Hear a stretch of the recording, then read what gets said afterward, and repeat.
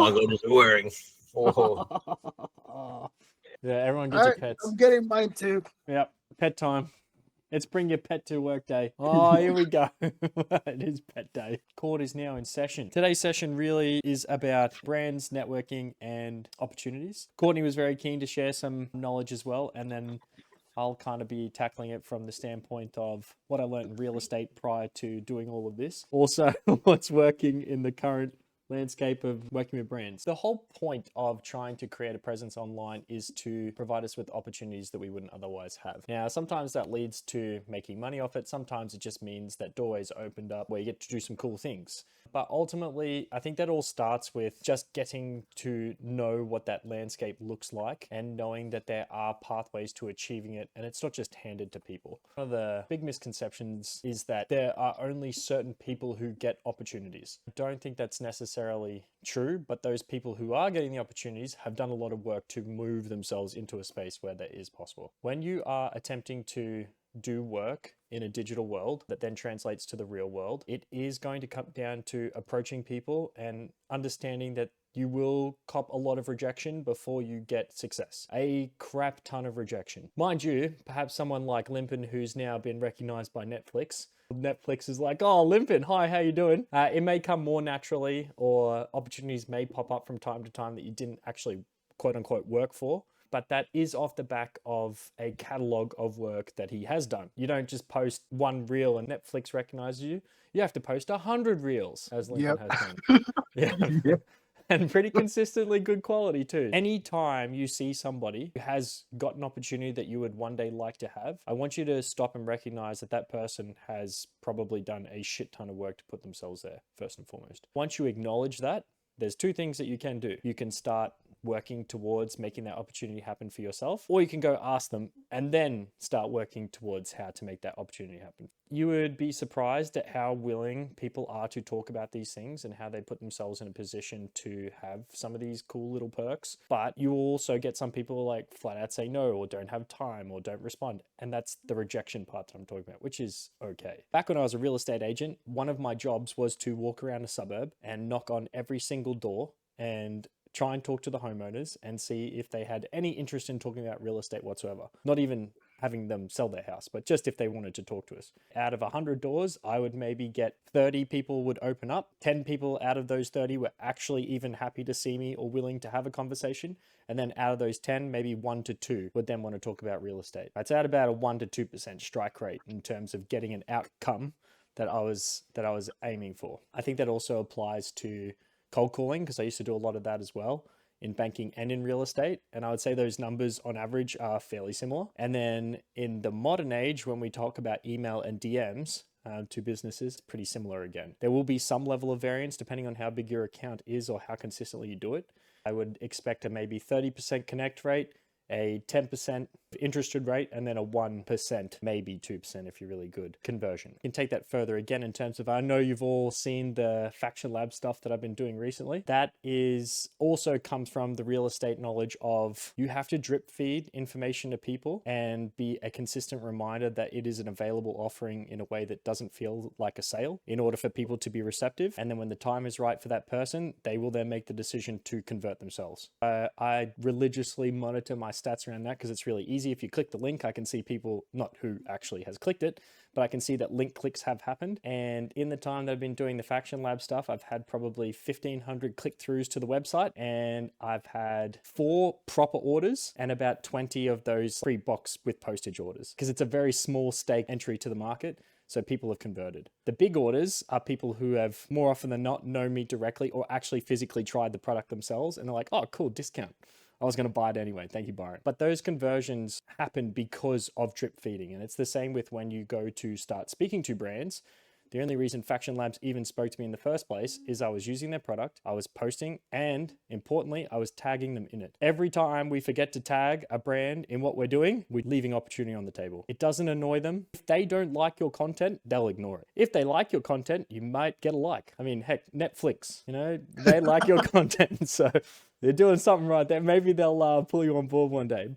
But it's that first little toe through the door that will allow you to then continue some sort of thread. Process is you need to be able to demonstrate your connection to the product or company or organization that you're wanting to work with. You then have to make sure that you're incorporating them into your content in some capacity. And then whatever values you have, do make sure that they somewhat align with the product that you're trying to take on board. As much as possible, you do want to align with the product that you are going to be taking on.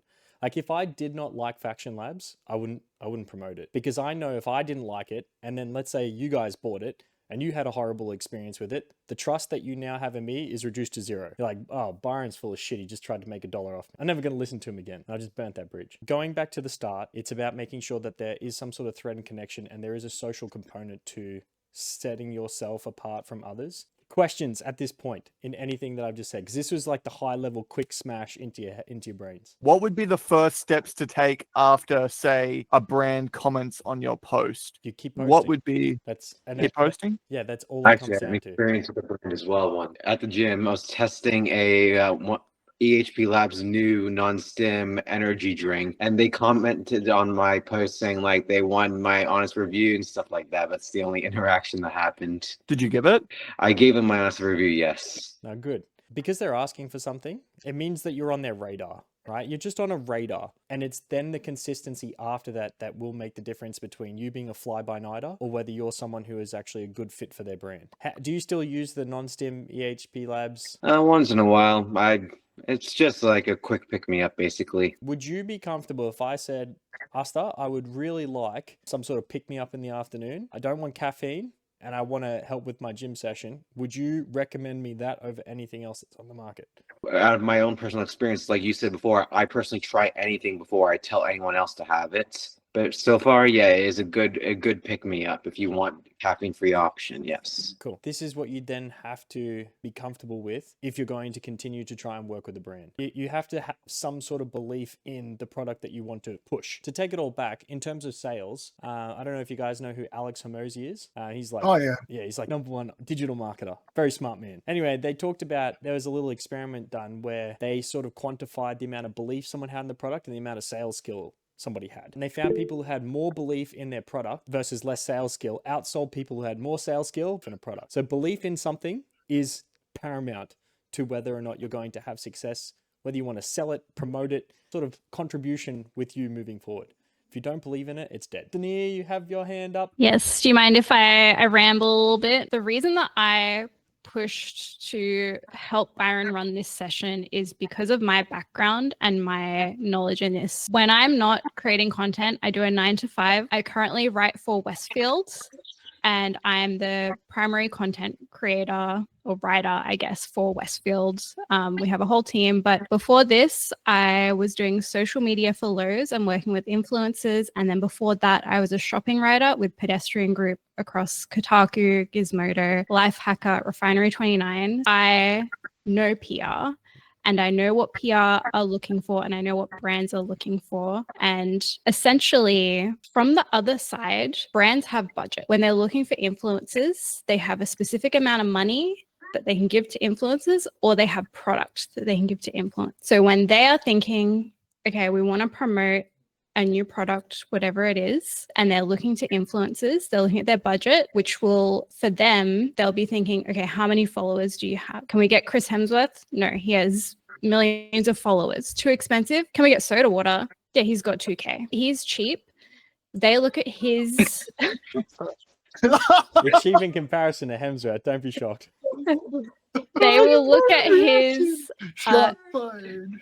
They'll look at his media kit and they'll think, these are his numbers. What is the kind of cost per view, essentially? For every view, how much money would that cost? And is it worth our return on investment? So basically, they're thinking, how much is it going to be? And if they can get away with it, they will give you contra. So there are two kind of options. I'll explain a bit more how to get to that point. When you're working with brands, you can either get paid. So Byron, because he's pretty big, he gets paid all of the time. He will sign a contract, 6 months, however long. He could be on retainer. And then he sends them an invoice essentially to get paid. The way that I work a lot is I work with contra. So brands will come to me and say, hey, we want to send you this product. we won't pay you for the content, but you get the product in exchange for making a piece of content. So those are kind of the two options when it comes to working with brands that have products. Just to put it in perspective, how many followers did you have when you started doing all this? 500. And the reason as well, as I get further into it, the reason that I get all of these opportunities is because of nepotism,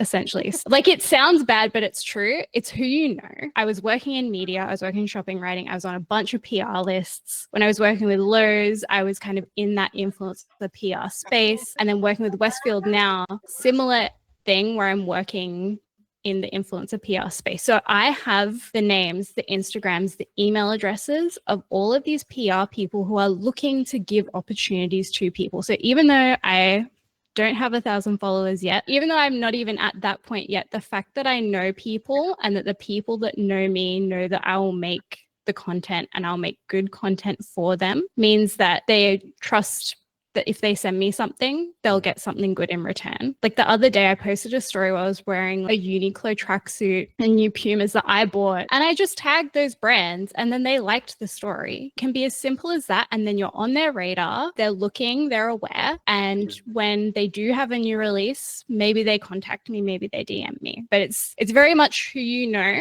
And if you're putting yourself out there, even if you don't know anyone directly, the fact that you're even putting yourself out there and tagging is like the first step, because brands do notice. Like they all have social media managers looking at who's tagging them, seeing what UGC or user generated content they can post. So if you're tagging them, your chances go up. It's almost like a lottery, right, Byron? It very much is. And I want to really hone in on what you're talking about in terms of the nepotism side, but also the networking side. Because I remember you said to me once, it's people who you don't even expect that are looking out that are then informing these other people.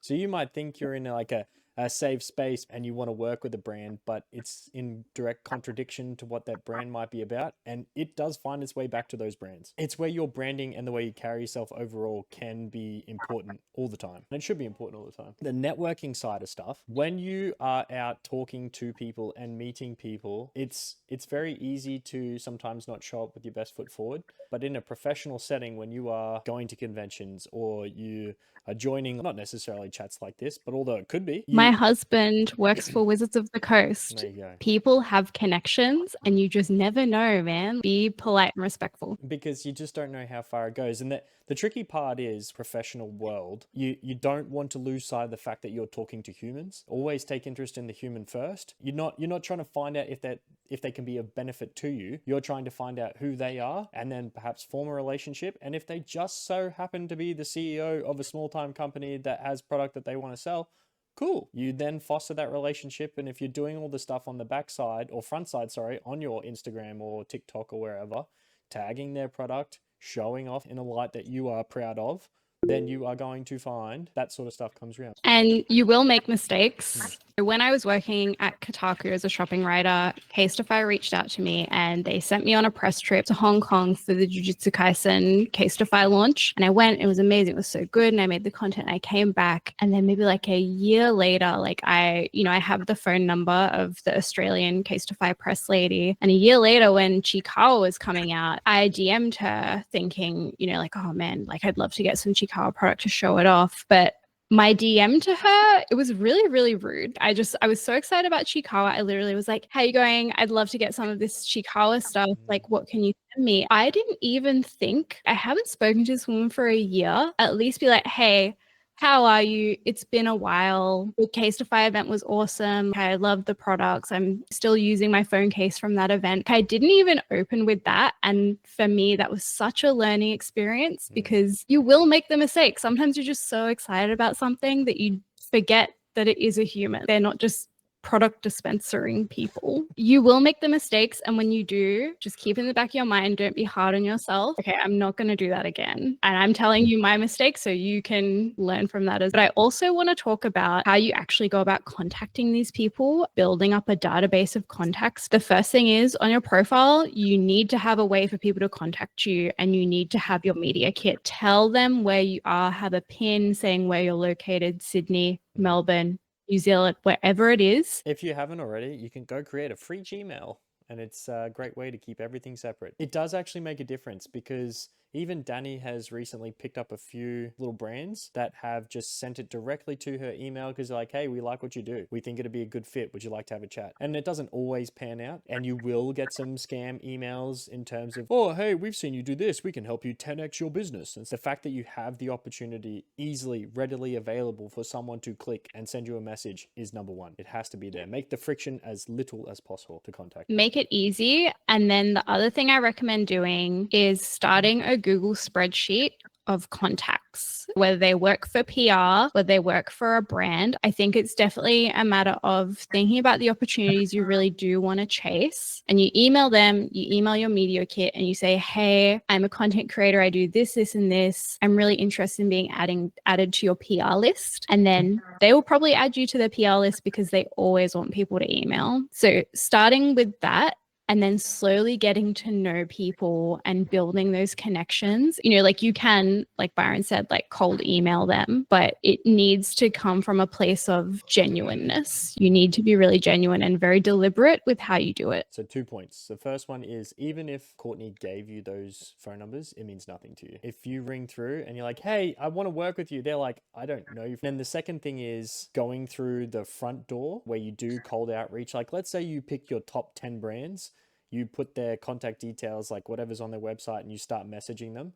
Keep a note and track what messages you send. And as Courtney said, it needs to be genuine. Don't just copy and paste. There's nothing wrong with copying and pasting, mind you, if you've got the bulk of it there, but you need to personalize it. Really make sure that there is some sort of connection to the company and how you relate to them, and not just, hey, I think your product is really cool and I use it on the daily. That would be nice if you paid me or sent me something, and we go from there. Take the little bit of time and effort, keep track of how often you do it, and then, like just like in real estate, unfortunately, you have to keep knocking on those doors. There are UGC marketplaces that you can investigate. If you want to start creating content specifically for earning off the back of that content, they're a decent place to start. And I know some people, you know, they might make a couple hundred USD a month. The one that sticks out in my mind was a Healthy Planet friendly washing detergent. They used it in the piece of content. Dude, this is such an ad.